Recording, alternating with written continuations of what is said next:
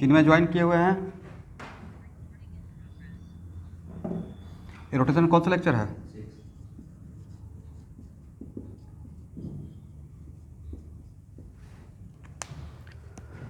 हम लोग क्या पढ़ रहे थे? टॉर्क ना।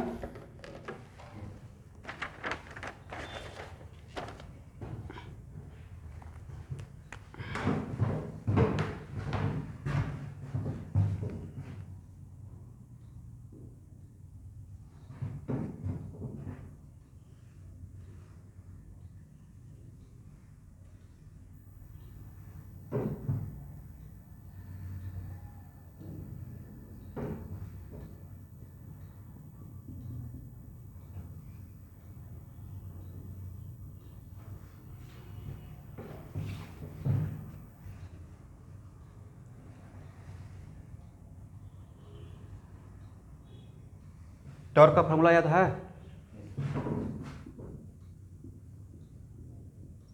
बोले क्या था एवरीवन? और एक फार्मूला ये भी तो यहाँ से जनरलाइज किए थे, फोर्स इनटू परपेंडिकुलर डिस्टेंस, और डायरेक्शन यहाँ से निकाल लेंगे मैग्नीट्यूड वाइज। करेक्ट है?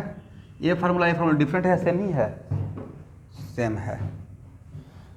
यहाँ देखिए स्टूडेंट, सपोज कीजिए कि फ्रिक्शनलेस है,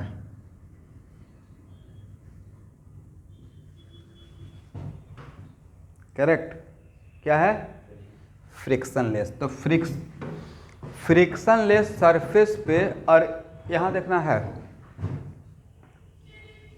ये क्या हो सकता है सर? ये रिंग भी हो सकता है, हॉलो स्फीयर भी हो सकता है, सॉलिड स्फीयर भी हो सकता है, हॉलो सिलेंडर भी हो सकता है, और सॉलिड सिलेंडर भी हो सकता है। क्या मैंने सही बोला? इस टाइप का शेप जब इसका फ्रंट देखेंगे इस तरीके से बनाएंगे तो, हाँ या ना?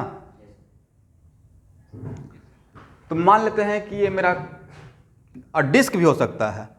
सपोज कीजिए कि ये डिस्क ही है, सबके लिए एक ही बात रहेगा, ठीक है स्टूडेंट?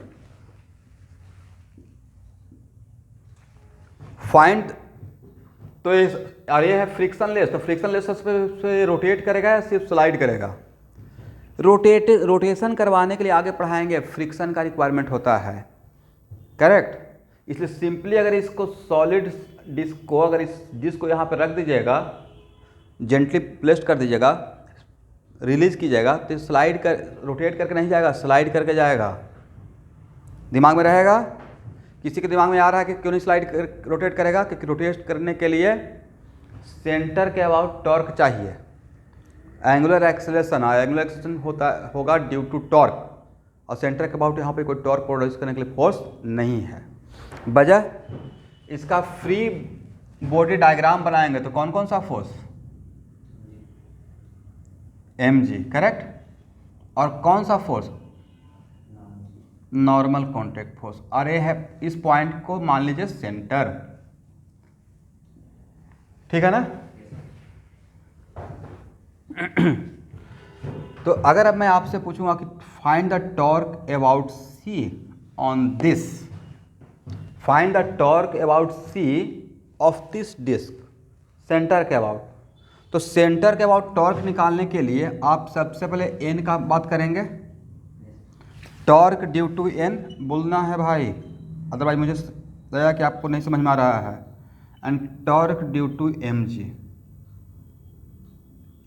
और जिस पॉइंट के अबाउट टॉर्क निकाल रहे हैं, अगर फोर्स उसी पॉइंट से पास कर जाए तो टॉर्क होगा? क्यों नहीं होगा? या तो बोलिए कि सर साइन थीटा 0 हो जाएगा या 180, या बोलिए कि सर आर का मैग्नीट्यूड ही से 0 रहेगा, राइट? क्योंकि आर क्या था? यस, या परपेंडिकुलर डिस्टेंस ही 0 रहेगा। इसका मतलब जिस पॉइंट के अबाउट आप टॉर्क निकालना चाह रहे हैं और सारा फोर्स अगर उसी पॉइंट से गुजर जाए तो टॉर्क प्रोड्यूस करेगा? नहीं करेगा। और ये अगर फ्रिक्शनलेस सरफेस है तो क्या फ्रिक्शन का फोर्स भाई यहाँ पे रहेगा? नहीं रहेगा। इसका मतलब torque about this equal to 0। और टॉर्क के लिए आगे चलकर एक फार्मूला आपको देंगे, आई इंटू अल्फ़ा होता है। क्या होता है? आई इंटू, तो टॉर्क जीरो तो अल्फ़ा भी क्या हो जाएगा? जीरो। करेक्ट? एक मिनट। और न्यूटन फर्स्ट लॉ बोलिए। जो वस्तु जैसे है वैसे ही रहना पसंद करता है अनटिल अनलेस उस पर कोई एक्सटर्नल फोर्स या एक्सटर्नल टॉर्क नहीं लगता है। मैंने ये नहीं बोला कि ट्रांसलेशनल मोशन नहीं होगा, मैं ये बोल रहा हूँ कि सेंटर के अबाउट रोटेशन नहीं होगा। वजह t इक्वल टू 0 पे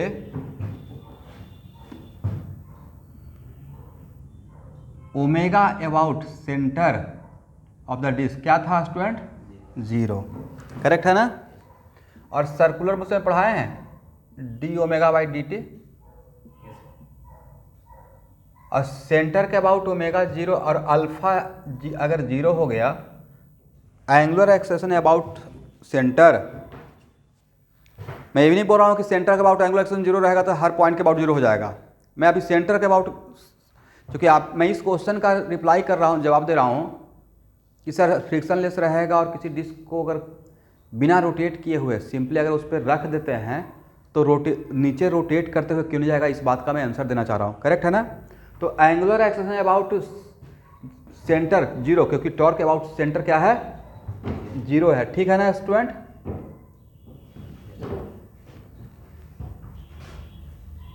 एक फार्मूला होता है भाई, torque equal to I alpha. फादर के बाद इसको इंट्रोड्यूस करेंगे, ठीक है? अभी इस पे नहीं आए हैं। तो एक्चुअल में अगर ये 0 है तो क्या बोल सकते हैं? सेंटर के अबाउट ओमेगा 0, और सेंटर के अबाउट ओमेगा 0 तो क्या इसको बोल सकते हैं? सेंटर के अबाउट ओमेगा जो इनिशियल में था वही रहेगा।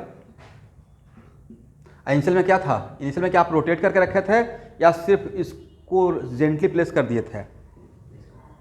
जेंटली प्लेस कर दिए थे। करेक्ट? दैट्स भाई ये प्रूफ हो गया कि अगर हम लोग फ्रिक्शनलेस सरफेस पे किसी डिस्क को इनिशियल एंगुलर स्पीड 0 है सिर्फ रख देंगे तो नीचे तो जाएगा, ट्रांसलेशन मोशन होगा, बट घूमते हुए नहीं जाएगा, सिर्फ ट्रांसलेट करते हुए जाएगा। करेक्ट है एवरीवन?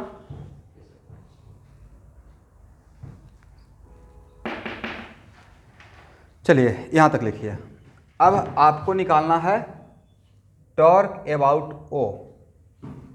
इस पॉइंट के अबाउट टॉर्क निकालना है, इस पॉइंट के अबाउट।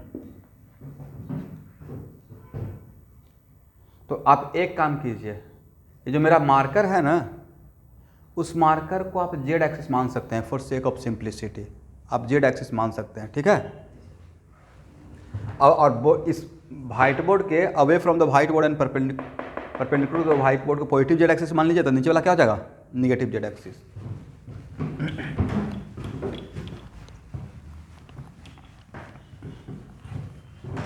हाँ,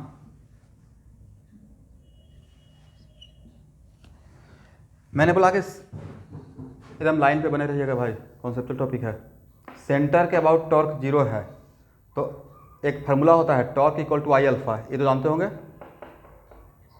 तो अल्फा भी क्या हो जाएगा? सेंटर के अबाउट 0। और सेंटर के अबाउट अगर इनिशियली टी इक्वल 0 पे अगर ओमेगा 0 है, क्योंकि हम लोग सिर्फ उस पर डायरेक्ट प्लेस कर दिए थे, तो अल्फा के लिए D omega by D T लिख सकते हैं। ये आपको सर्कुलर मोशन में पढ़ाया हूँ। और अल्फा 0 तो D omega by D T 0, तो ओमेगा कांस्टेंट। तो क्या इनिशियल ओमेगा के बराबर रहेगा? इनिशियल ओमेगा तो 0 है, तो ऑल द टाइम ओमेगा क्या रहेगा? 0 रहेगा। इसका तो नीचे क्या रोटेट करते हुए जाएगा या सिर्फ ट्रांसलेट होते हुए जाएगा? यस। तो मुझे बस ये प्रूफ कर देना था। अब नेक्स्ट क्वेश्चन, एक मिनट रुकिए, कि सर क्या कभी घूमते हुए नहीं जाएगा? तो मेरा क्वेश्चन यहाँ इसका आंसर है, सब लोग आंसर दीजिएगा। अगेन ए फ्रिक्शनलेस है,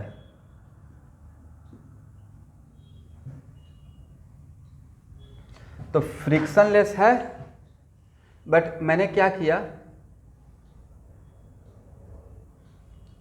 जानबूझ के मैं यहाँ पे इस डायरेक्शन में 2 रेडियन पर सेकेंड दे दिया हूँ। कितना? ओमेगा आई 2 रेडियन पर सेकेंड।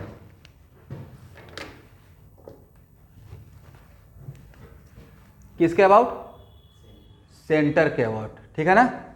और 2 रेडियन पर सेकेंड देकर इसको ऐसे रख दिए हैं, क्या होगा? ये ऊपर नहीं जाएगा, डोंट वरी। ऐसा नहीं कि हाँ इस ओमेगा की वजह से वो ऊपर जाएगा, क्योंकि फ्रिक्शनलेस है ना। तो उस केस में क्या होगा सर, ये नीचे आएगा, करेक्ट। क्या होगा, नीचे आएगा, लेकिन कैसे घूमते हुए नीचे आएगा, इसका ओमेगा चेंज होगा या नहीं होगा नीचे आने के टाइम पे। नीचे आने के टाइम पे इसका A omega about the center change होगा या नहीं होगा। क्यों नहीं होगा सर, टॉर्क अबाउट सेंटर तो अभी भी तो जीरो रहेगा। आप फ्री बॉडी डायग्राम बना के देख लीजिए, mg और n, करेक्ट। तो टॉर्क अबाउट सेंटर कितना, जीरो। तो अल्फा अबाउट सेंटर क्या, जीरो। तो ओमेगा अबाउट सेंटर क्या, कांस्टेंट। कांस्टेंट का मतलब मैग्नीट्यूड भी सेम और डायरेक्शन भी सेम, राइट। तो घूमते ऐसे रहेगा, जाते नीचे रहेगा, करेक्ट। और इस भी सेंट जनरली आप जानते हैं ना भाई, v equal to R omega. But इस भी या इस ओमेगा में कोई रिलेशन यहां पे रहेगा इस केस में। इस भी सेंटर, इस सेंटर ऑफ मास का, इस सेंटर का जो ट्रांसलेशनल स्पीड रहेगा नीचे की तरफ, और इस ओमेगा का कोई आपस में रिलेशन है, नहीं रहेगा। ये तो ये कांस्टेंट रहेगा, बट ये क्या कांस्टेंट रहेगा, क्यों नहीं रहेगा सर, नीचे की तरफ एक्सेलरेशन रहेगा जी साइन थीटा, हाँ या ना। न्यूटन्स लॉ ऑफ मोशन में देख लीजिए, इसका सारे फोर्स का कंपोनेंट किसे ब्रेक करेंगे। क्या नीचे मैंने ए का वैल्यू जी साइन थीटा सही लिखा। भाई प्लीज रिप्लाई कीजिएगा अगर अच्छा से क्लास करना चाहते हैं तो। नीचे की तरफ जी साइन थीटा रहेगा, इसका कंपोनेंट ब्रेक कर देंगे। तो भाई ट्रांसलेशनल एक्सेलरेशन तो है, रोटेशनल एक्सेलरेशन सेंटर के अबाउट नहीं है, बट ट्रांसलेशनल एक्सेलरेशन तो है। तो क्या भी कांस्टेंट रहेगा, भी वेरिएबल रहेगा, बट यहाँ ओमेगा यहाँ पे कांस्टेंट रहेगा। यहाँ पे इस सिचुएशन में भी और ओमेगा में कोई रिलेशन नहीं है। बाद में पढ़ाएंगे कहाँ पे रिलेशन रहेगा, कहाँ पे रिलेशन नहीं रहेगा, ठीक है एवरीवन। तो भी इक्वल टू आर ओमेगा, कोई पार्टिकल किसी सेंटर सर्कल में घूमता था तो उस भी के वजह से ओमेगा क्या हो सकता है, उसके लिए वो बात बोला गया था। यहाँ पे कोई रिलेशन नहीं है, तो ऐसा भी तो हो सकता है। अब इस केस में देखिए, मैं क्वेश्चन वही लिया हूँ, बट मुझे दिमाग में अब जितना बातें आएगा वहाँ पर डील करते चलूँगा। अब इस केस में सपोज कीजिए कि आपसे पूछा जाएगा कि काइनेटिक एनर्जी, तो यहाँ पे जब इसका काइनेटिक एनर्जी निकालेंगे तो काइनेटिक एनर्जी में सिर्फ ट्रांसलेशनल लिखिएगा या ट्रांसलेशनल और रोटेशनल दोनों लिखना पड़ेगा। और कौन सा काइनेटिक इस केस में, जब ये फ्रिक्शनलेस है, वेरिएबल रहेगा व्हेन डिस्क कमिंग डाउन, और कौन सा कांस्टेंट रहेगा। ट्रांसलेशनल काइनेटिक एनर्जी इसका वेरिएबल रहेगा, बट व्हाट और रोटेशनल काइनेटिक एनर्जी कांस्टेंट रहेगा। ट्रांसलेशनल क्यों वेरिएबल रहेगा, क्योंकि सर सेंटर ऑफ मास का स्पीड चेंज हो रहा है, नहीं क्योंकि ये एक्सेलरेटर है। इतना बातें लिखिए।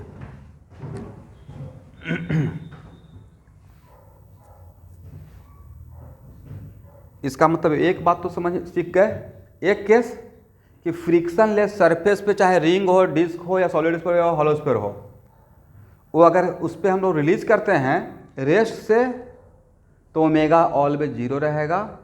और 2 रेडियन पर सेकेंड से तब भी 2 रेडियन पर सेकेंड ही रहेगा। ओमेगा कांस्टेंट रहेगा अबाउट सेंटर, क्योंकि सेंटर के अबाउट कोई टॉर्क प्रोड्यूस नहीं करेगा इस सिचुएशन के लिए, ठीक है। इसमें कोई स्ट्रिंग से नहीं बांधे हुए हैं, ऐसा नहीं कि मैं सिखा कुछ और। अभी जब पूरा इस सिस्टम को किसी स्ट्रिंग वगैरह से कनेक्ट करके नहीं रखे हैं, कोई इसमें चेन लगा के नहीं रखे हैं, गियर नहीं बनाए हुए हैं, उसके लिए बात कर रहे हैं, ठीक है। क्योंकि हम लोग जो आप बोल रहे हैं टॉर्क जीरो है, तो टॉर्क ऐसे ही याद करके बोल रहे हैं, आप सारा फोर्स उस पर देखे हैं। तो फोर्स के नाम पे दो ही था ना, mg और n, और दोनों फोर्स सेंटर से ही पास कर गया, तो टॉर्क प्रोड्यूस करेगा सेंटर के अबाउट नहीं करेगा, करेक्ट।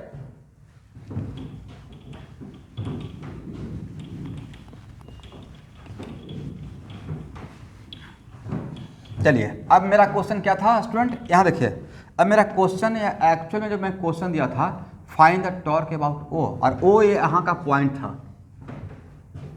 तो टॉर्क अबाउट ओ निकालने के लिए आप क्या करेंगे, फिर से आप फ्री बॉडी डायग्राम बनाएंगे। एक क्वेश्चन आएगा भाई, इसका आगे चलकर यूज करूँगा।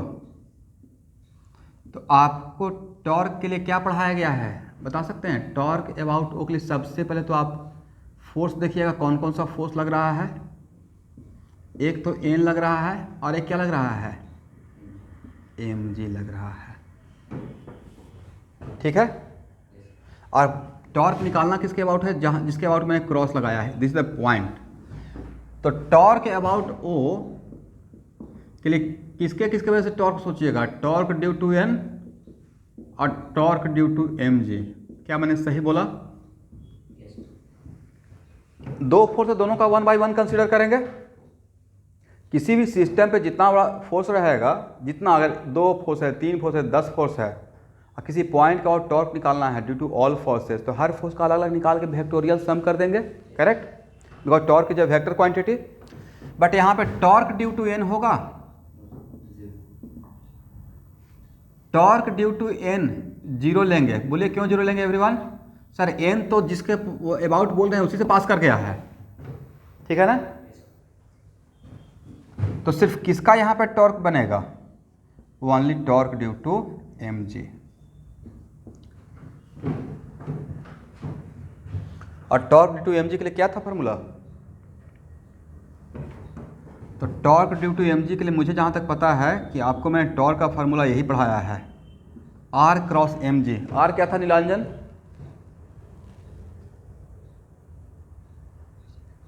नहीं, पूरा बात बोलिए, कहाँ से ले?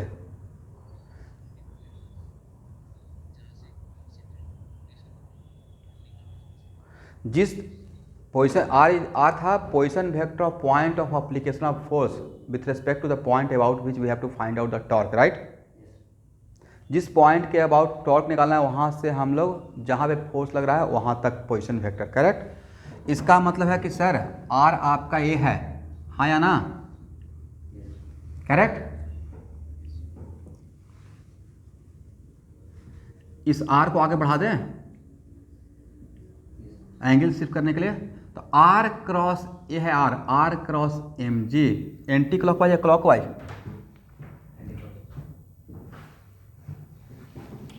एंटी क्लॉकवाइज है, तो टॉर्क का डायरेक्शन किधर रहेगा? Outward, right. और ए थीटा है तो ए एंगल बता सकते हैं, थीटा ही होगा। तो ये जानते हैं ना, दो लाइन के बीच में एंगल जो रहता है तो वही एंगल उन दोनों लाइन का परपेंडिकुलर जो रहता है उसके बीच में हो जाता है। तो यहाँ जो ये मेरा पॉइंट था वो सरकमफ्रांस पे था, ये पॉइंट मैंने कहाँ पे लिया था? सरकमफ्रांस पे, राइट। तो इस पॉइंट से अगर सेंटर को जोड़ेंगे तो क्या रेडियस बनेगा? तो ये क्या रह गया इस लाइन पे परपेंडिकुलर? तो यहाँ पे इस ए थीटा, तो ये कितना हो जाएगा? 180 माइनस थीटा, करेक्ट है ना? यहाँ तक समझ पाए एवरीवन? तो आर का मैग्नीट्यूड, mg का मैग्नीट्यूड और cos 180 minus theta N cap. और cos 180 माइनस थीटा क्या होता है?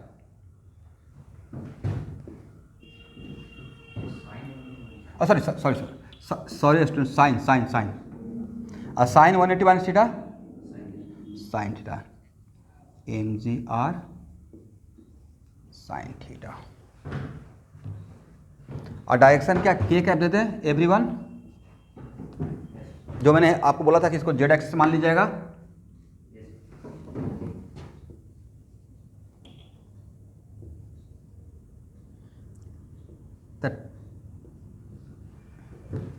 टॉ जेड इक्वल टू क्या हो जाएगा? mg r sine theta. यहाँ तक समझ में आ गया चिन्ह में? mg r sine theta. बाकी लोग को समझ में आ गया है जो भी लोग क्लास ज्वाइन किए हुए हैं?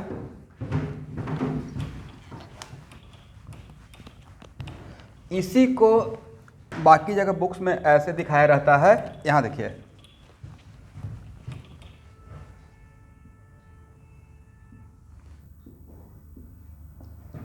इस टाइप का और फ्रिक्शनलेस का अगर बात कर रहे हैं तो पूरा बात यहाँ पे देख ले, समझ लेंगे, ठीक है। क्वेश्चन ले लूँगा लेकिन उसको थ्योरी टाइप से समझा दूंगा। यहाँ देखिए, एन तो यहाँ पे टॉर्क प्रोड्यूस करेगा नहीं, क्योंकि सिंगल पॉइंट पे कांटेक्ट में है। और कोई भी रिजिड बॉडी किसी सरफेस के साथ, कोई भी इस टाइप का disc, ring, cylinder, hollow cylinder, solid cylinder, अगर किसी रिजिड सरफेस, प्लेन सरफेस के साथ कांटेक्ट में है तो आइडियली सिंगल पॉइंट पे ही कांटेक्ट में रहेगा। करेक्ट? ये कोई रबर का टायर नहीं है कि बहुत सारा पॉइंट पे चिपक के रहेगा। ठीक है? तो यहाँ पे अगर देखते हैं तो सिर्फ कौन सा फोर्स रिस्पॉन्सिबल था? mg, नहीं? और mg का दो कंपोनेंट, mg साइन थीटा और एक क्या, ये मैंने mg का कंपोनेंट ब्रेक किया स्टूडेंट। और यहाँ पे देखिए तो mg साइन थीटा, ये मेरा पॉइंट था, ये पॉइंट। करेक्ट? तो mg साइन थीटा का लाइन को अगर ऐसे बढ़ाते हैं तो पॉइंट अबाउट विच हम लोग को जिसके बाद टॉर्क निकालना है वो इस लाइन से कितना डिस्टेंस पे है, परपेंडिकुलर डिस्टेंस पे नहीं लगता है? रेडियस ऑफ द डिस्क, हाँ या ना? Radius of the disc. और mg कॉस्ट नहीं लेता, इस पॉइंट से ही पास कर गया है। इसका मतलब mg का कौन सा कंपोनेंट टॉर्क के लिए रिस्पॉन्सिबल था, कौन सा कंपोनेंट टॉर्क के लिए रिस्पॉन्सिबल नहीं था? mg का वो कंपोनेंट जो प्लेन के पैरेलल था वो टॉर्क के लिए रिस्पॉन्सिबल था। mg का वो कंपोनेंट जो प्लेन के परपेंडिकुलर था, नहीं, वो उसके कारण टॉर्क नहीं मिलेगा। करेक्ट है ना एवरीवन? ये मैं नहीं बोल रहा हूँ, मेरे फार्मूला में दिख रहा है R mg sine theta. Agree ना? और आर क्या है? रेडियस। और रेडियस क्या है? mg साइन थीटा पे परपेंडिकुलर मान सकते हैं। तो अगर ऐसा ऑब्जेक्टिव आएगा कि इस केस में which component of mg are responsible for the torque, mg sine theta या mg cos theta? Correct answer should be what? mg sine theta. Correct है ना?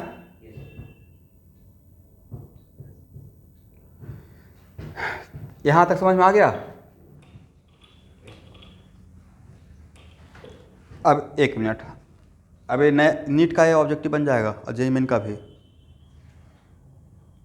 टॉर्क अबाउट सेंटर कितना? इज इट कंपल्सरी कि torque about centre zero है तो हर point के about zero ही होगा उस सिस्टम का? नहीं। तो ऐसा हो भी सकता है और नहीं भी हो सकता है। तो आपसे पूछा जाएगा भाई एंगुलर एक्सेलेरेशन अबाउट ओ, एक मिनट रुकिएगा, angular acceleration about O. Correct है? तो एंगुलर एक्सेलेरेशन अबाउट ओ अगर पूछेंगे तो हम लोग एक फार्मूला जानते हैं, torque equal to I alpha. Torque equal to I alpha, ये फार्मूला से आप लोग फैमिलियर है ना? जैसे force F equal to M A होता है, जैसे टॉर्क इक्वल टू क्या होता है? आई अल्फा होगा। करेक्ट? ये बाद में लिख दूंगा। ठीक है स्टूडेंट? तो यहाँ देखिए, अगर टॉर्क अबाउट ओ तो मोमेंट ऑफ इनर्शिया भी अबाउट ओ। जिस पॉइंट के अबाउट टॉर्क या जिस एक्सिस के अबाउट टॉर्क उसी एक्सिस के अबाउट मोमेंट ऑफ इनर्शिया। तो आप किस एक्सिस के अबाउट टॉर्क निकाल रहे हैं भाई? सर ये मार्कर वाला एक्सिस के अबाउट, राइट? तो इस एक्सिस के अबाउट अगर आप टॉर्क निकाल रहे हैं तो मोमेंट ऑफ इनर्शिया भी तो इसी एक्सिस के अबाउट लेना पड़ेगा और आपको एंगुलर एक्सेलेरेशन भी तो इसी एक्सिस के अबाउट मिलेगा। एग्री ना? फिर से मेरे साथ बोलिए, सर जिस एक्सिस के अबाउट टॉर्क उसी एक्सिस के अबाउट मोमेंट ऑफ इनर्शिया लेना पड़ेगा और उसी एक्सिस के अबाउट हम लोग को एंगुलर एक्सेलेरेशन मिलेगा। फॉर एग्जांपल इस केस में सर इस एक्सिस के अबाउट टॉर्क जीरो था तो एंगुलर एक्सेलेरेशन भी इस एक्सिस के अबाउट क्या है? Zero. But is it compulsory कि जो इसके अबाउट टॉर्क जीरो है तो इसके अबाउट भी जीरो होगा? इसके अबाउट तो जीरो नहीं हुआ है, राइट? तो ये बिल्कुल बढ़िया ऑब्जेक्ट आपके बन गया। तो angular acceleration about point O, और point O is the point of contact इस सरफेस का। ठीक है? तो क्या हम लोग angular acceleration about point O के लिए torque about O divide by moment of inertia about O निकाल सकते हैं? अब एक मिनट, आपको अब क्वेश्चन आएगा sir moment of inertia about O कैसे निकालेंगे? और इसको डिस्क मान लीजिए। करेक्ट? तो क्या आपको यहाँ देखिएगा डिस्क समझ में आ रहा है ना? इस एक्सिस के अबाउट क्या आपको मोमेंट ऑफ इनर्शिया डिस्क का नहीं पढ़ाए हैं? mr²/2 बोलना है भाई। किसको क्लास ले रहे हैं? इसके अबाउट मोमेंट से पता है आप लोग को, mr²/2। तो इसके अबाउट क्या हो जाएगा पैरेलल एक्सिस थ्योरम से, क्या, हाँ यस, mr² प्लस mr², ये रहेगा ना पैरेलल एक्सिस थ्योरम। कितना हो जाएगा 3mr²/2, is it right. mg r sine theta और डिवाइडेड बाई क्या 3mr²/2 कर दे, जो कैंसिल होता है उसको कैंसिल कीजिए।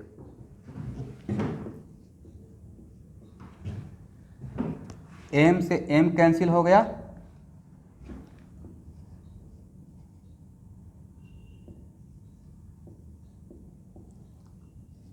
अब एक क्वेश्चन छोड़ कर आना नहीं है कि हाँ सर आप तो क्लास लिए लेकिन मैं किया ही नहीं क्लास, ये सबसे खराब बात होगा, दोबारा नहीं पढ़ाऊंगा। राज एकदम एक एक क्वेश्चन पे इतना देर रुक रहा हूँ, इससे ज़्यादा आप जितना यहाँ पे क्वेश्चन ले लूँगा ना उससे ज़्यादा जेईई में नहीं आएगा, ना ही नीट में तो कभी नहीं आएगा। प्लीज़ कॉन्सेंट्रेट होकर देखिएगा मैं कहाँ पे क्या सिखा रहा हूँ। तो पहला तो ऑब्जेक्टिव आएगा कि torque about C, torque about O. फिर क्या आएगा, टॉर्क किसी पॉइंट के अबाउट टॉर्क ही निकाल लिए तो उस पॉइंट के अबाउट एंगुलर एक्सेलरेशन भी निकल जाएगा, torque equal to I alpha से, इज इट राइट। बट किस बात का ख्याल रखना है सर, जिस एक्सिस के अबाउट टॉर्क निकालेंगे उसी एक्सिस के अबाउट मैं मोमेंट ऑफ इनर्शिया कंसीडर करूंगा, करेक्ट है ना। तो पॉइंट ओ के अबाउट देखिए अब कितना बढ़िया बात है, इस पॉइंट के अबाउट इस केस में, इस एग्जाम्पल में हम लोग रिलीज किए थे ना, तो सी के अबाउट एंगुलर ओमेगा 0 था, बट पॉइंट ओ के अबाउट ओमेगा रहेगा कि नहीं रहेगा सिस्टम का, अल्फा ही आ गया तो ओमेगा नहीं रहेगा इस फार्मूला से, omega equal to omega naught plus alpha into T, बोलिए हाँ या ना। Omega about O equal to, तो ओमेगा किसके लिए, अबाउट ओ में बात कर रहा हूँ, तो omega equal to omega naught plus alpha into T, omega naught इसके अबाउट रिलीज किया था तो 0 था, बट अल्फा अबाउट ओ तो मिल गया। इसका मतलब है कि इस सिचुएशन में किसके अबाउट आपको रोटेशनल मोशन नज़र नहीं आएगा, बट किस पॉइंट के अबाउट रोटेशनल मोशन नज़र आते रहेगा, सी के अबाउट नहीं नज़र आएगा बट पॉइंट ओ के अबाउट नज़र आएगा, करेक्ट है ना। इसको आगे बढ़ाया जाए, ये आंसर अब आएगा तो बन जाएगा।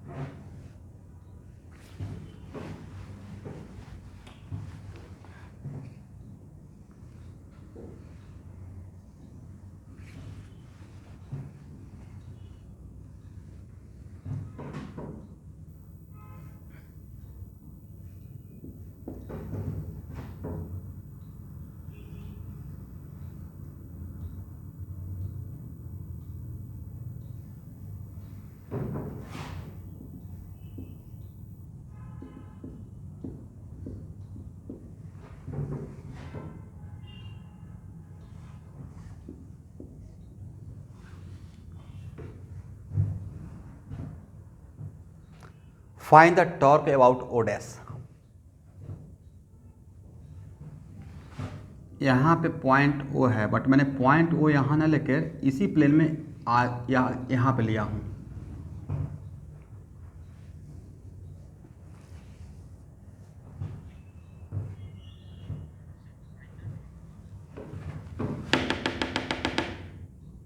बोले क्या, सॉल्व कीजिए।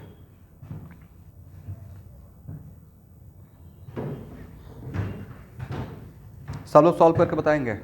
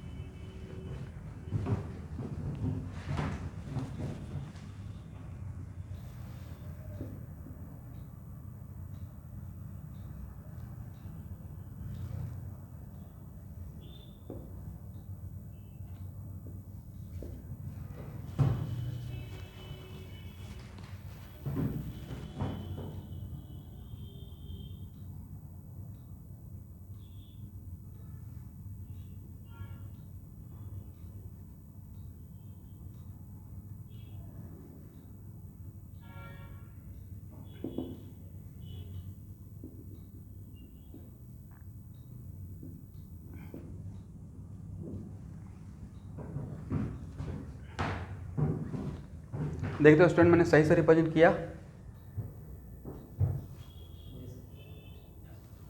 ओके। तो टॉर्क अबाउट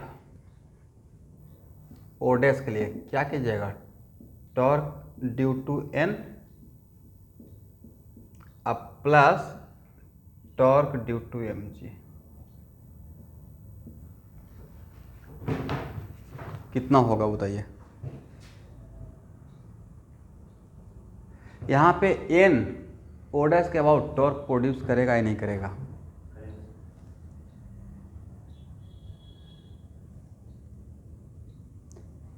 मेरा पहला क्वेश्चन है, is it normal contact force also producing the torque about O dash?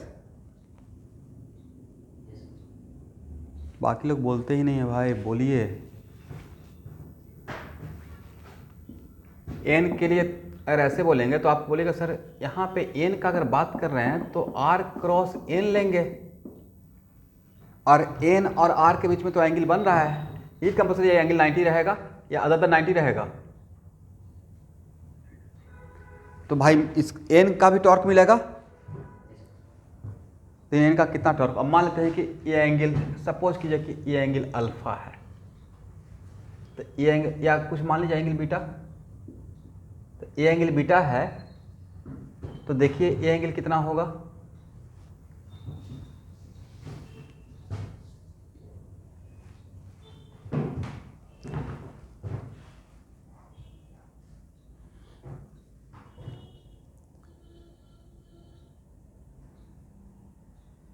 तो देखिए यहाँ देखिएगा, इतना आप बोल सकते हैं, मैं तोड़ के इसको समझा रहा हूँ, रुक जाइए अभी।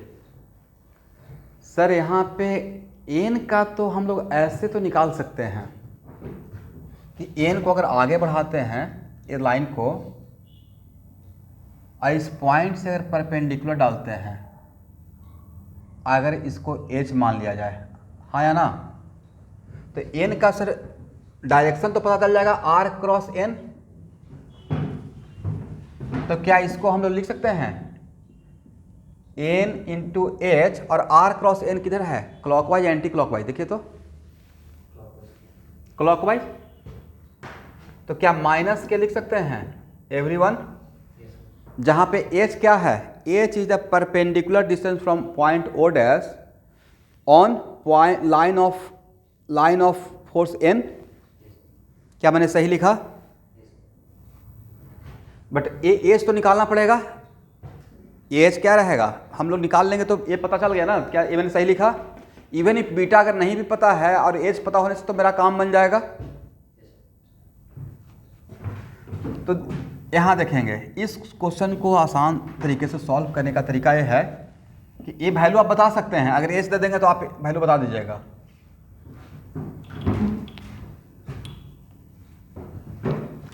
लेकिन आई विल सजेस्ट यू कि अगर यहाँ पे निकालना रहेगा तो टॉर्क ड्यू टू एन अब प्लस आप एम जी को का टॉर्क कंपोनेंट के फॉर्म में सोचिए, ज़्यादा आपको आसान रहेगा। Torque due to M G sine theta, आप ऐसे किसी फोर्स को कंपोनेंट ब्रेक करके भी आप सोच सकते हैं, ठीक है एवरीवन? आंसर पे कोई फर्क नहीं पड़ेगा। Torque due to M G sine theta plus torque due to M G cos theta, आप ऐसा भी कर सकते हैं, ठीक है ना एवरीवन? तो उससे आपको आसानी क्या रहेगा? इजी ये रहेगा कि फिर आप इसको अलग से एक डायग्राम बना लीजिए, और ये है मेरा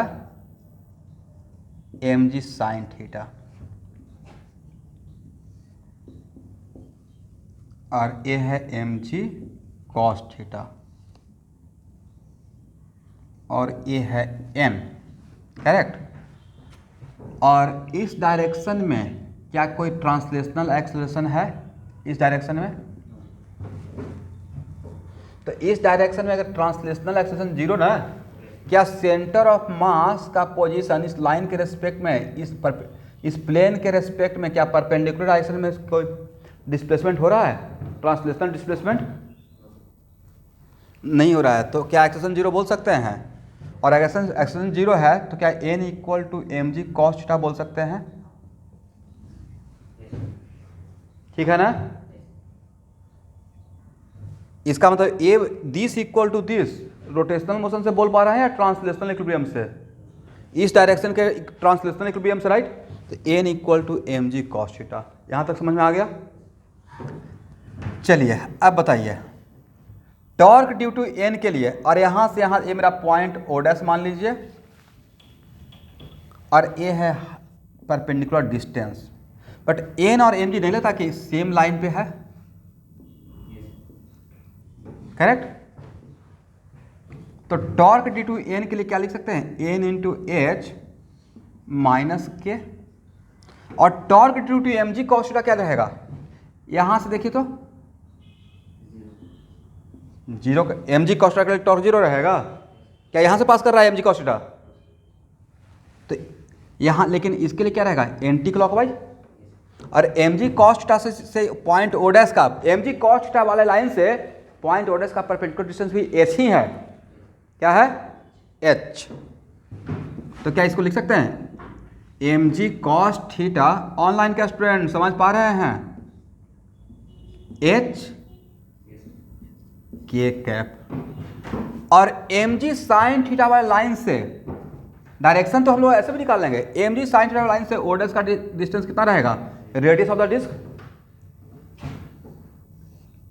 अब बोलिए R cross M G sine theta, R cross M G sine theta क्या डिफरेंट रहेगा, सेम रहेगा? सर क्लॉकवाइज रहेगा, anti clockwise? Anti clockwise. M G sine theta R K cap. क्या यहां देखिए इसमें एच और के कॉमन ले लें बाहर में, इन दोनों में, तो मिलेगा क्या? माइनस एन अब plus M G cos theta, आया ना? M G R sine theta K cap. अब भाई ये इसको 0 बोल सकते हैं यहां से?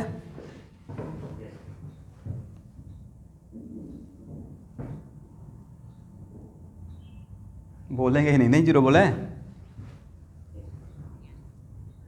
भाई। क्लास के साथ चलिए, बहुत गंदा बात है, अब बहुत गंदा भी कभी कभी फील होता है बोलने में या पढ़ाने में।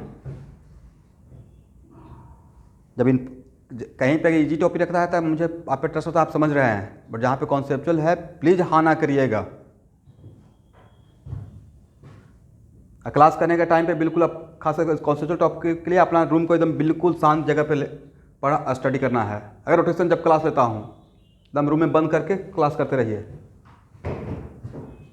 N equal to M G cos theta, तो क्या यहाँ पे टर्म 0 हो गया?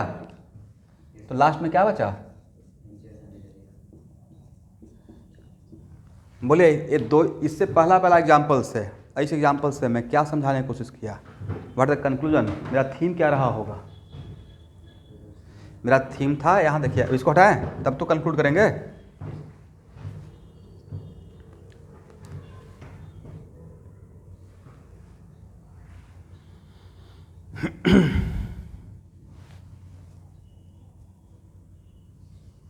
हो गया?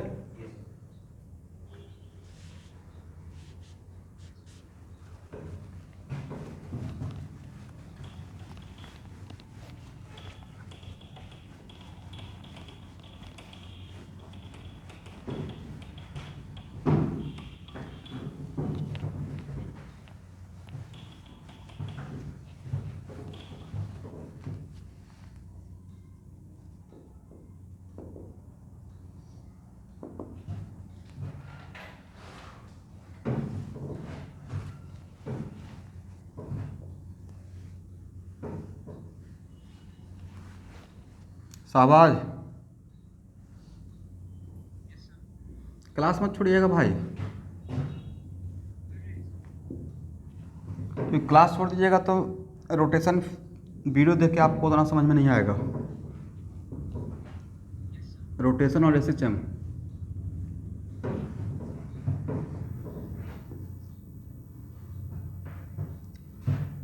और ये मैं किसके लिए बात बोल रहा हूँ? फ्रिक्शनलेस के लिए।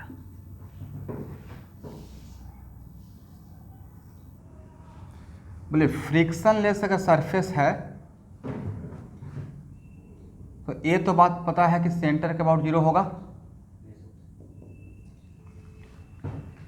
करेक्ट।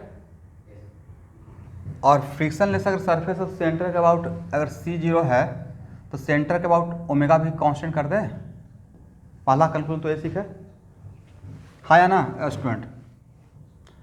और O हो या O डैश हो या O डबल डैश हो या यहाँ से यहाँ तक प्लेन में कोई, इस वेज के प्लेन में कोई भी पॉइंट हो, अगर फ्रिक्शनलेस सरफेस है तो torque about O equal to torque about O dash equal to torque about O double dash. Different रहेगा स्टूडेंट या सेम रहेगा?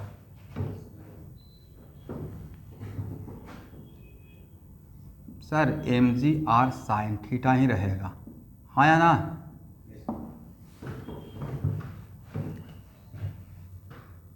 लेकिन टॉर्क अबाउट जब O लेंगे तब टॉर्क ड्यू टू n क्या होगा? 0। बट बाकी पॉइंट के about torque due to n 0 होगा? नहीं होगा। बाकी पॉइंट के about torque due to n मिलेगा, लेकिन mg cos थीटा की वजह से वो कैंसिल आउट हो जाता है, नहीं, क्योंकि mg cos थीटा और n दोनों सेम लाइन पे लग रहा था और उसका मैग्नीट्यूड सेम था, अब परपेंडिकुलर डिस्टेंस भी सेम होता जाता है, तो वो दोनों एक दूसरे को कैंसिल करते जाएगा। दैट्स वाई सिर्फ क्या मिलते रहेगा? mg sin थीटा का कंपोनेंट्स की वजह से mg sin थीटा ही सिर्फ रिस्पॉन्सिबल रहेगा, करेक्ट है। अब next question, torque about O dash and torque about O double dash का वैल्यू सेम है, तो क्या हर पॉइंट के अबाउट अल्फा सेम रहेगा?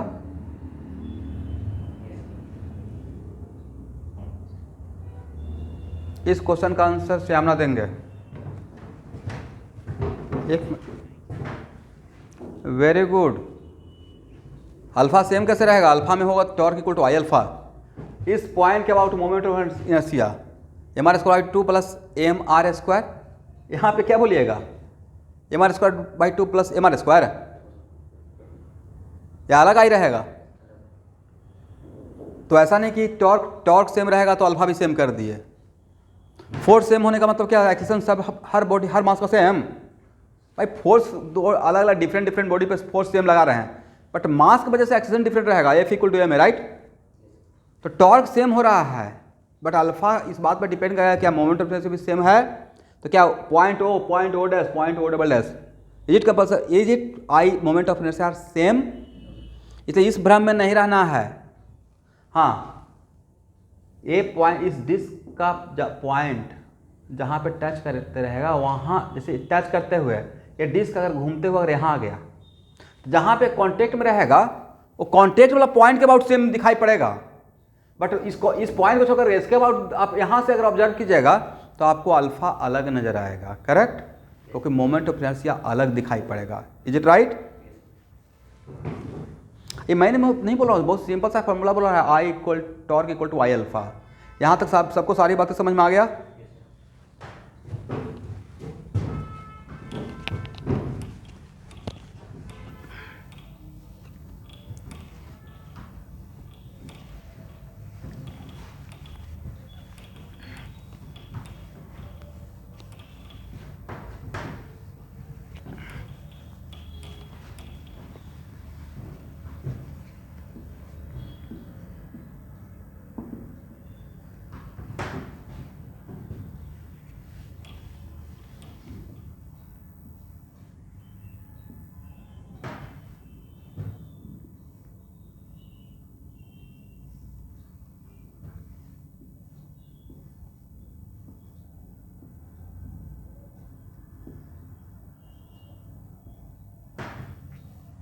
देखिए स्टूडेंट, ध्यान सुनिएगा।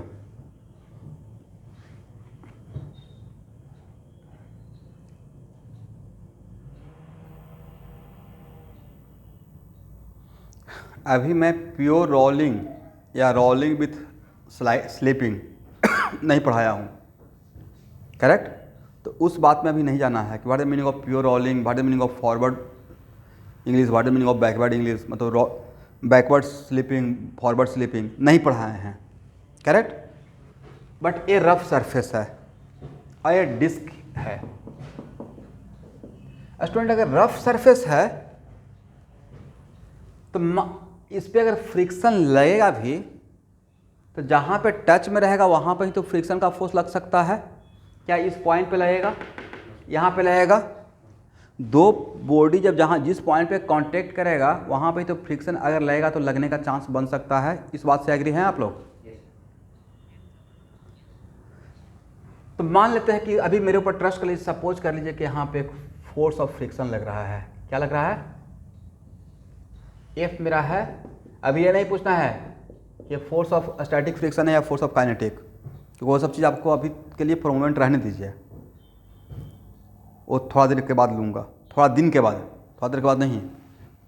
बट दोनों में से कोई तो एक हो सकता है। तो मान लें कि let us suppose there is a force of friction acting on this disc. तो जब लगेगा तो इस पॉइंट पे लगेगा जहाँ पे टच में है, और दोनों का कॉमन प्लेन ऑफ कॉन्टैक्ट के पैरेलल रहेगा। तो इस डिस्क का इस बेस के प्लेन का कॉमन प्लेन ऑफ कॉन्टैक्ट तो बेस के पैरेलल रहेगा। और मैं सपोज कर लिया कि फोर्स ऑफ फ्रिक्शन ऊपर की तरफ लग रहा है। आप ये भी बोल सकते हैं सर नीचे की तरफ, बाद में प्रूफ कर देंगे कि ऑलवेज ऊपर की तरफ ही लगता है।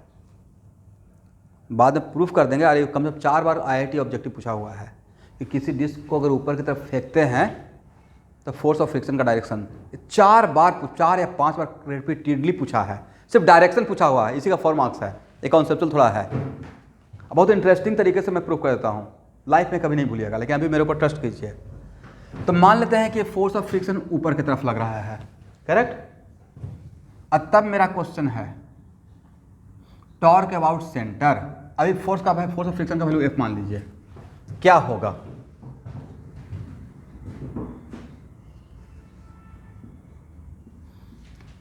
तो सबसे पहले किसी पॉइंट के अबाउट टॉर्क निकालने के लिए उस बॉडी पे कौन कौन सा फोर्स लग रहा है ये देखना है।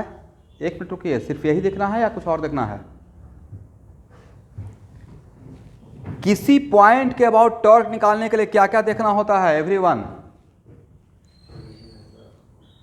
कौन कौन सा फोर्स लग रहा है और कहां कहां लग रहा है? सिर्फ कौन कौन सा फोर्स लगने से काम चल जाएगा या कहां पे लग रहा है ये भी इंपॉर्टेंट है। कौन कौन सा फोर्स लग रहा है और point of application of force कहां है, राइट? दोनों बातें इंपॉर्टेंट है, करेक्ट है ना? तो यहां पे कौन कौन सा फोर्स है भाई? mg, और कौन सा फोर्स है? n, और एक F मान लेते हैं। तो आप नेट टॉर्क अबाउट सेंटर के लिए torque due to mg, torque due to n अब plus torque due to F, इसकी या इसके वजह से टॉर्क होगा? बहुत बढ़िया क्वेश्चन है। क्या इन दोनों फोर्स की वजह से, जिसको मैंने अंडरलाइन कर दिया उसकी वजह से होगा? बोलेंगे ही नहीं भाई, तो बोलिए भाई नहीं होगा, इसमें क्या समस्या है? तो इसके वजह से टॉर्क क्या बोलेंगे? 0। अगर ऑनलाइन क्लास में बोलने में प्रॉब्लम है ऑफलाइन के लिए आ जाइएगा। अगर रिस्पॉन्स नहीं कीजिएगा तो मैं रोटेशनल क्लास प्योरली ऑफलाइन कर दूंगा, क्योंकि रोटेशन का क्लास वही स्टूडेंट कर रहा है जो सीरियस है, और मैं नहीं चाहता हूं कि सीरियस स्टूडेंट का एक टॉपिक छूटे। तो सिर्फ किसका बचेगा? फ्रिक्शन का। कितना बढ़िया बात हो गया। यहां देखिए, बढ़िया बात नहीं हुआ? डिस्क हो, रिंग हो, सॉलिड सिलेंडर हो, हॉलो सिलेंडर हो, बेज वाला केस के लिए सेंटर के अबाउट, और इसमें कोई स्ट्रिंग नहीं बांधे हुए हैं और कोई चेन नहीं लगाए हुए हैं, बिल्कुल फ्री है। ऐसा नहीं कि सर यहाँ पे एक स्ट्रिंग से खींच रहे हैं, टेंशन का फोर्स यहाँ पे अप्लाई किए हैं अभी। इस टाइप का सिचुएशन के लिए अगर रफ सरफेस है तो सेंटर के about their is only one force is responsible for producing the torque, that is friction only, right?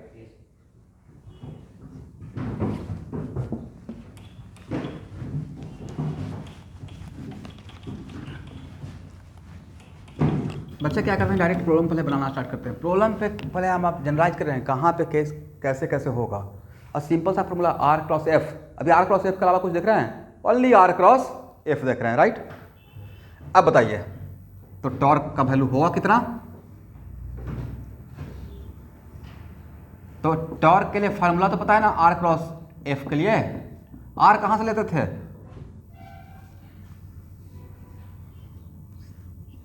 Yes, इस केस में आर ए है नहीं, और एफ कौन सा है? This one, correct.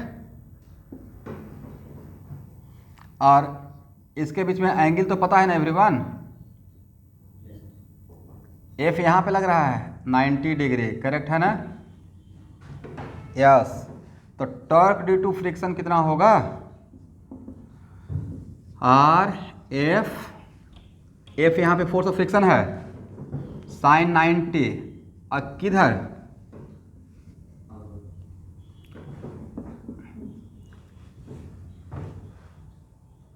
Correct, R F.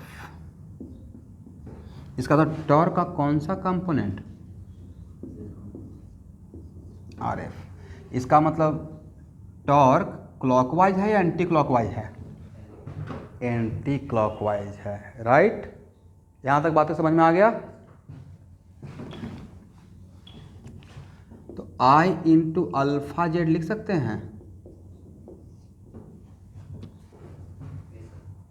किसके अबाउट टॉर्क निकाल रहे हैं? सेंटर के अबाउट। तो मोमेंट ऑफ इनर्शिया भी किसके अबाउट? जिस एक्सिस के अबाउट टॉर्क, उसी एक्सिस के अबाउट मोमेंट ऑफ इनर्शिया, और उसी एक्सिस के अबाउट एंगुलर एक्सेलरेशन मिलेगा। Is it right? तो क्या alpha Z equal to R F? अभी ये बिल्कुल ये नहीं पूछना है कि सर एफ का वैल्यू क्या होगा। ऐसे एफ का वैल्यू मैं बता सकता हूं, 1 मिनट बता देंगे। R F by I, I कितना पुट करें?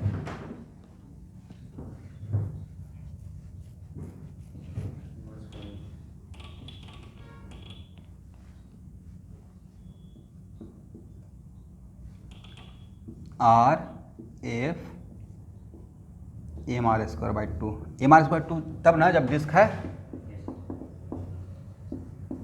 दूसरा रहेगा तो दूसरा हो जाएगा। तो क्या सिर्फ आई को ही रख दिया जाए अभी के लिए फॉर मोमेंट? डिस्क रहेगा तो ये क्या रह सकता है? डिस्क भी हो सकता है, रिंग भी हो सकता है, हॉलो स्फीयर भी हो सकता है, सॉलिड स्फीयर भी हो सकता है, हॉलो सिलेंडर भी हो सकता है, सॉलिड सिलेंडर भी हो सकता है। क्या अल्फा का एक्सप्रेशन डिफरेंट रहेगा? आई ही तो भैया चेंज करना है, आई चेंज करना है, काम हो जाएगा, राइट। अब नेक्स्ट क्वेश्चन, एफ क्या रहेगा? तो मान लीजिए कि अगर एफ मेरा फोर्स ऑफ स्टैटिक फ्रिक्शन है, क्या है? Force of static friction, then F का वैल्यू? जो बोलते हो भाई खुलकर बोलो, ऐसा नहीं कि हाँ डिप्लोमेटिक नहीं बोल भी रहे हैं कि हाँ कुछ बोले और मुझे सुना ही नहीं पड़ा। अगर मैं बोल रहा हूँ if F is a static friction then what is the value of F? तो सर जब स्टैटिक फ्रिक्शन रहेगा तो नहीं बोल सकते हैं अनटिल अनलेस जब तक मुझे नहीं पता रहेगा कि लिमिटिंग केस है, क्योंकि आपने सिखाया एफ एस मैक्स का सिर्फ वैल्यू म्यू इंटू एन, बाकी एफ एस का वैल्यू तो वेरी करता है 0 से एफ एस मैक्स तक, राइट। ऐसे बोलना है ना बातों को, जो मैं सिखाया वही बोलना है। काइनेटिक फ्रिक्शन डैम से आप बोल सकते हैं एफ के बोल सकते हैं mu into N, kinetic friction का वैल्यू फिक्स रहता है, करेक्ट है ना। बट स्टैटिक फ्रिक्शन का वैल्यू फिक्स रहता है या वेरी करता है? ग्राफ नहीं देखे थे? यहां से यहां तक किसका ग्राफ था? एफ एस का, और एफ के का एकदम कांस्टेंट हो गया था। तो एफ एस जब तक है इसलिए मैं यहाँ पे रुका हुआ था, क्योंकि मुझे अगर मान लेते हो स्टैटिक फ्रिक्शन है तो स्टैटिक फ्रिक्शन में अभी आप नहीं बोल सकते हैं अनटिल अनलेस जब तक नहीं पता रहे कि ये एफ एस मैक्स का बात है, करेक्ट है ना। इसलिए इसको एफ के टर्म में ही रहने दे रहा हूँ। यहाँ पे मुझे बस थीम क्लियर करना था कि अगर फ्रिक्शन रहेगा, अगर फ्रिक्शन रफ सरफेस रहेगा और फ्रिक्शन का फोर्स लग रहा है ऊपर की तरफ, मान लेते हैं चाहे काइनेटिक हो या स्टैटिक हो, ये मुझे नहीं पता, इसलिए मैंने जनरलाइज करके फ्रिक्शन रखा, बाद में डिसाइड करेंगे क्या रहेगा। तब यहाँ पे टॉर्क ए रहेगा और अल्फा ए रहेगा, ठीक है। अब 1 मिनट, अल्फा किस डायरेक्शन में प्रोड्यूस हो रहा है? अगर एफ ऊपर की तरफ लग रहा है भाई तो अल्फा किधर? क्लॉकवाइज या anti clockwise? Anti clockwise. Damn sure है ना? आप बताइए, तो अगर ये नीचे आते रहेगा, अगर ये नीचे आ रहा है और अल्फा किधर लग रहा था? इधर ना स्टूडेंट, देखिए तो सही है इस डायग्राम में उस केस के लिए। और स्टार्टिंग फ्रॉम अगर ओमेगा सेंटर के अबाउट अगर t इक्वल 0 पे ओमेगा 0 था तो क्या ऑलवेज अब 0 रहेगा अबाउट सेंटर? क्योंकि सर ए लिखेंगे ना सर, ये 0 है भी बट अल्फा, इसका मतलब सेंटर के अबाउट एंटी क्लॉकवाइज डायरेक्शन में एंगुलर स्पीड भी बढ़ते चला जाएगा, नहीं एंटी क्लॉकवाइज डायरेक्शन में, तो नीचे आएगा तो इस एंगुलर स्पीड कम होते आएगा या ज़्यादा होते आएगा? If starting from omega not equal omega equal to 0 बढ़ते जाएगा, नहीं? आई तो प्रैक्टिकल लाइफ में देखे होंगे, कभी किसी इंक्लाइन प्लेन पर डिस्क छोड़ कर देखिएगा, देखिएगा घूमते हुए नीचे आ जाते हुए और उसका घूमने का स्पीड बढ़ जाएगा। ट्रांसलेशन स्पीड तो बढ़ेगा ही बट साथ में घूमने का भी स्पीड बढ़ेगा। सही बोल रहे हैं गलत बोल रहे हैं? तो प्रैक्टिकली है ना, तो प्रैक्टिकली है तो स्पीड बढ़ रहा है, इसका मतलब उस डायरेक्शन में अल्फा होगा। अल्फा के लिए कौन रिस्पॉन्सिबल रहेगा? Force of friction. और फ्रिक्शन कितने का फोर्स किधर लगना पड़ेगा? ऊपर की तरफ, तभी ये पॉसिबल था। तो ऊपर की तरफ लगेगा तभी एंटी क्लॉकवाइज में अल्फा आएगा, करेक्ट है। नीचे की तरफ फ्रिक्शन लगाते तो उल्टा डायरेक्शन में आता ना, तो नीचे आता और ओमेगा कम होता रहता, नहीं रहता। इन प्रैक्टिकल लग रहा है, प्रैक्टिकल लग रहा था या प्रैक्टिकल से जस्ट उल्टा बात लग रहा था?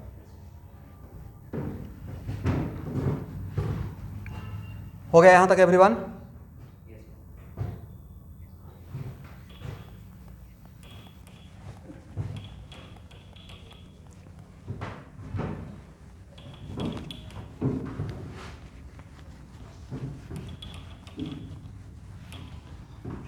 बर्लिन ज्वाइन किए हुए हैं?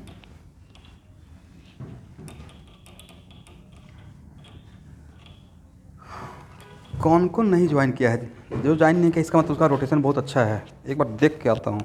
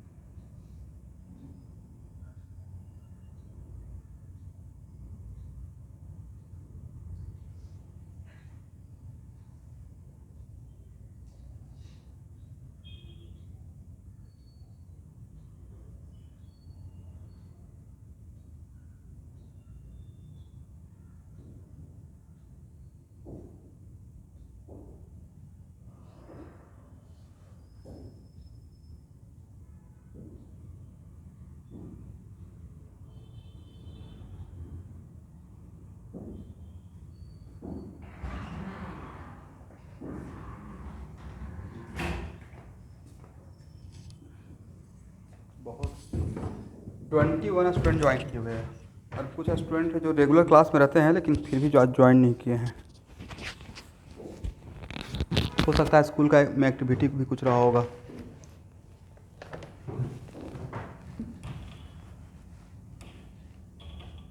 चलिए कोई बात नहीं है।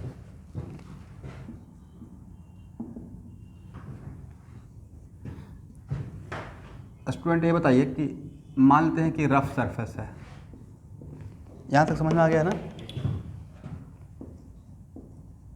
अगर ये रफ सरफेस है और मैं आपको खुद की तरफ से बाद में प्रूफ कर रहे हैं कि एफ क्यों ऊपर लगता है, ठीक है? अब फ्रिक्शन का फोर्स ऊपर लग रहा है और ए पॉइंट ओ है और ए पॉइंट ओ डैश है। मेरा क्वेश्चन है कि टॉर्क अबाउट ओ डैश कितना होगा? और ओ डैश इसी प्लेन का पॉइंट है। इसके लिए हार्डली 20 सेकेंड।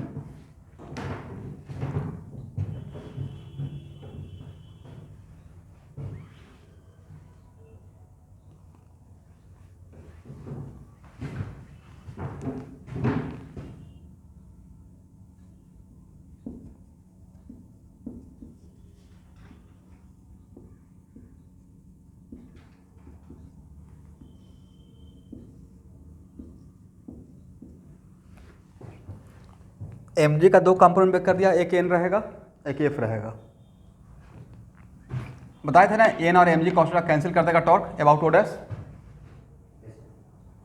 बोलिए हाँ सब लोग। एन और एम जी कॉस्ट क्या कैंसिल कर देगा ओ डैश के अबाउट टॉर्क, एक दूसरे का इफेक्ट। एफ इस ओ डैश के अबाउट टॉर्क प्रोड्यूस करेगा, बहुत इंटरेस्टिंग बात था, नहीं करेगा, ओ डैश से ही पास कर रहा है आगे बढ़ाने से, राइट। एफ और यहाँ से पोजीशन वेक्टर लीजिएगा, ऐसे भी देख लीजिए, एंगल नहीं लगता है 180 हो जाएगा। मैंने एक पॉइंट बताया था, किसी फोर्स की वजह से किसी पॉइंट के अबाउट टॉर्क निकाल रहे हैं, वो फोर्स को आगे या पीछे करते हैं, अगर उस पॉइंट से ही गुजरता हुआ नजर आता है पास करते हुआ, तो वो फोर्स रिस्पॉन्सिबल नहीं रहेगा। बजाय उस फोर्स के साथ मेरा पॉइंट पोजीशन वेक्टर का एंगल या तो 0 बन जाएगा, नहीं तो 180 बन जाएगा। Is it right? इसलिए क्या यहाँ पे about O dash, is it force of friction is responsible? No, force of friction O dash के अबाउट रिस्पॉन्सिबल, उसके वजह से टॉर्क नहीं रहेगा, करेक्ट। तो ए और ए इन तीनों का इफेक्ट 0। इसका इफेक्ट कौन काउंटर कर दिया? M G cos theta. तो सिर्फ कौन रिस्पॉन्सिबल रहेगा? यस, यहाँ भी सिर्फ आंसर क्या रहेगा? M G R sine theta, correct ना एवरीवन? इसका मतलब about point O dash rough हो या फ्रिक्शनलेस हो, टॉर्क का वैल्यू डिफरेंट या सेम रहेगा, करेक्ट है ना? बेस पे इस टाइप का शेप के लिए। तो यहाँ पे इतना काम किए रहिएगा तो ऑब्जेक्टिव आएगा तो कोई कन्फ्यूजन होगा कि यहाँ पे सब कुछ प्रूफ करते हुए जा रहे हैं। यहाँ तक समझ में आ गया एवरीवन?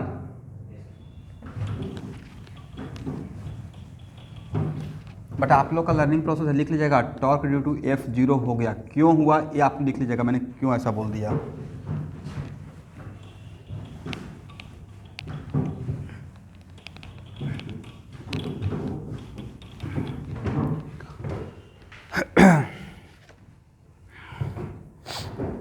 चलिए, Newton second law of motion बोलिए एवरीवन।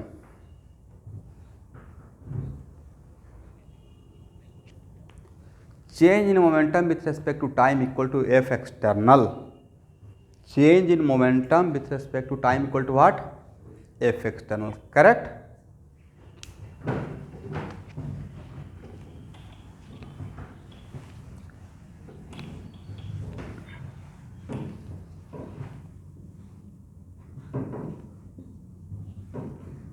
छोटा सा हेडिंग बनाई तो angular momentum.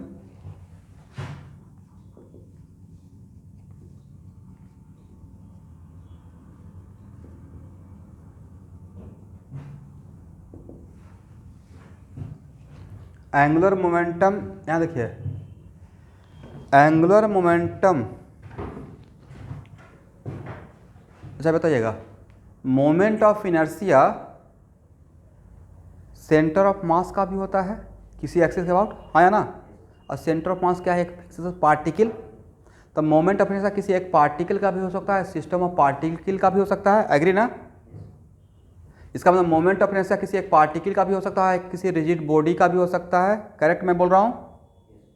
In similar fashion angular momentum किसी एक पार्टिकल का भी हो सकता है और रिजिड बॉडी का भी हो सकता है, करेक्ट। तो पहले किसी एक पार्टिकल का देख लेते हैं, बाद में रिजिड बॉडी का देख लेंगे।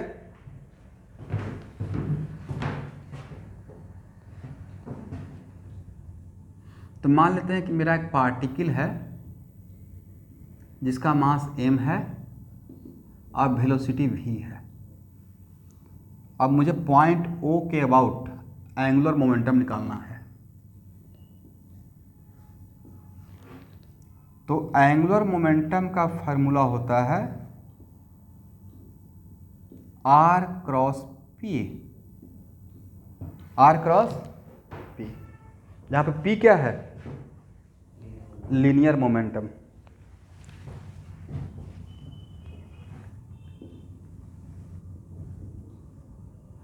और यहाँ भी सेम बात, ये अगर थीटा है, मैं अपने डायग्राम में दिखा रहा हूँ, ये मान लेते हैं एंगल थीटा है, तो यहाँ पे सेम बात है। एंगुलर मोमेंटम एक किसी लाइन के अबाउट निकालें, कंपोनेंट के फॉर्म में कर देंगे तो लाइन के अबाउट हो जाएगा। अदरवाइज ये क्या है, angular momentum about point O, तो ये किसी एक पॉइंट के अबाउट निकाल रहे हैं, राइट। तो आर कहाँ से लेंगे और कहाँ तक लेंगे, आर लेंगे जिस पॉइंट के अबाउट मुझे एंगुलर मोमेंटम निकालना है, कहाँ तक लेंगे, जहाँ पे आपका पार्टिकल एग्जैक्टली है, हाँ या ना, जहाँ पार्टिकल आपका प्रेजेंट है वहाँ तक आर, करेक्ट। टॉर्क में बोलते थे जहाँ पे फोर्स लग रहा है, यहाँ पे क्या बोल रहे हैं, जहाँ पे पार्टिकल है, करेक्ट। और सिर्फ एक पार्टिकल के लिए, वह रिजिड बॉडी रहेगा तो बोलने का तरीका मेरा कुछ और हो जाएगा, तो उस केस में हम लोग कुछ और बोलेंगे, ठीक है, उस केस में निकालना, कुछ रिलेशन निकालना पड़ेगा। अभी सिर्फ पार्टिकल की जानिए, तो इसको क्या लिखेंगे, R P sine theta N cap, ठीक है। इसको पढ़ते हैं, जैसे टॉर्क को पढ़ते थे ना, मोमेंट ऑफ फोर्स, क्या पढ़ते थे, मोमेंट ऑफ, तो इसको पढ़ेंगे मोमेंट ऑफ मोमेंटम, ठीक है स्टूडेंट, मोमेंट ऑफ मोमेंटम।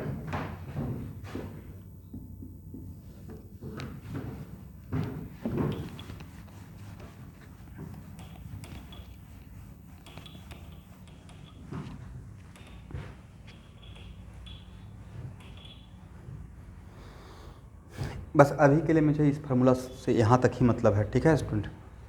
अब यहाँ देखिए, जैसे हम लोग लिखते थे D P by D T equal to F external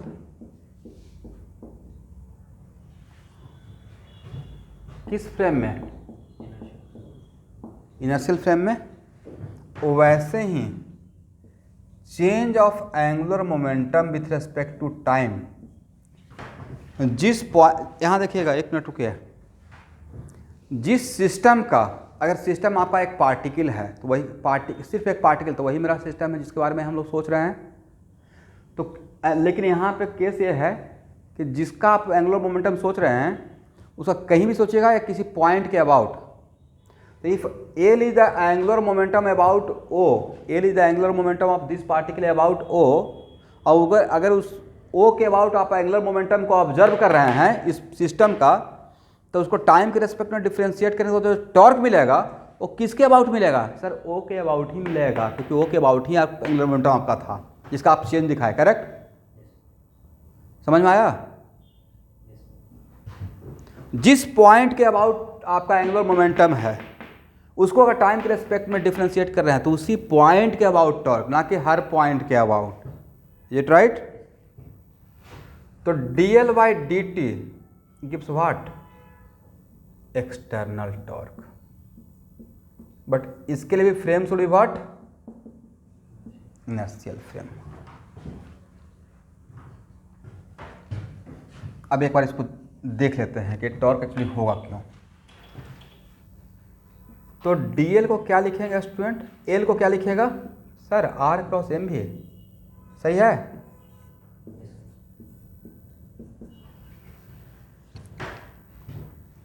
और यहाँ देखिए, आप इस टाइप का डिफरेंशिएशन तो पढ़े हैं ना,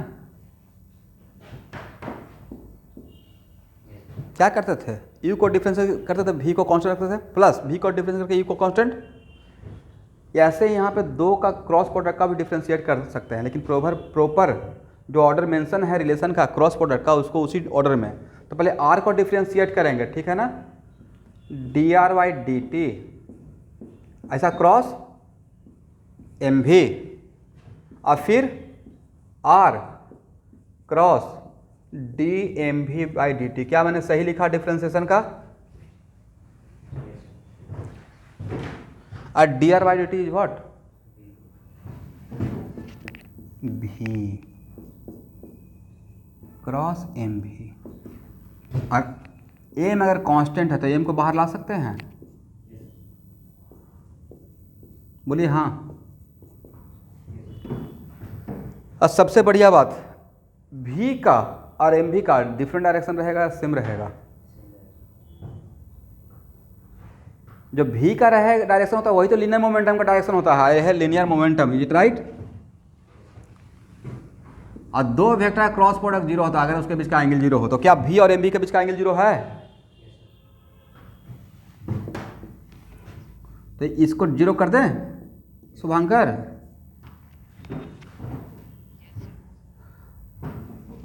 प्लस R क्रॉस M ए लिख दें dv बाई dt, और M में क्या होता है? फोर्स। M में क्या होता है? फोर्स। अब तो पक्का ट्रस्ट हो गया होगा कि dl बाई आर dt होता है R क्रॉस F, हाँ या ना? मतलब टॉर्क।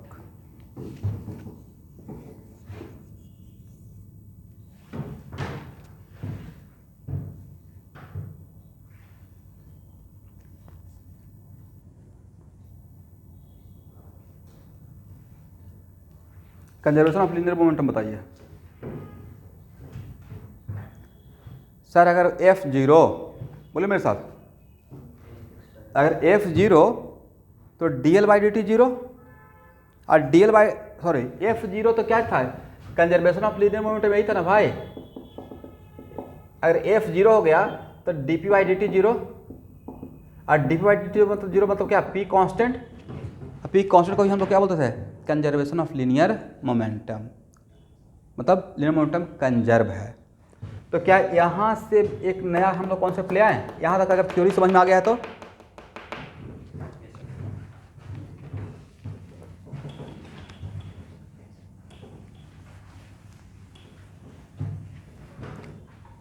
तो यहाँ से ही याद दिलाना है। यहाँ से मैं कंजर्वेशन ऑफ एंगुलर मोमेंटम का बात करूँगा, अब फिर उसके बाद प्रॉब्लम अभी चलेगा, मतलब हम लोग दोनों चीज़ बैलेंस करेंगे, थोड़ा थ्योरी प्रॉब्लम, थ्योरी। रोटेशन में हर प्रॉब्लम पे प्रॉपर रुक कर बात करना पड़ेगा, थोड़ा टाइम देकर काम कवर कर लेंगे, तब आपका जेईई का क्वेश्चन यहाँ से ही एक लाइन से बन जाएगा। बट हर केस में मुझे रुकना पड़ेगा, सिर्फ एक आध ऐसे जैसे जैसे कवर करके बस आंसर ले आएंगे तो नहीं आपको समझ में आएगा, इसलिए चीज़ों को मैं तोड़ कर समझाने की कोशिश कर रहा हूँ। ओके एवरीवन, और आज मैथ का क्लास थोड़ा पहले से भी हो सकता है, मैं आईडी भेज रहा हूँ, मिस मत कीजिएगा, डिफरेंट होगा।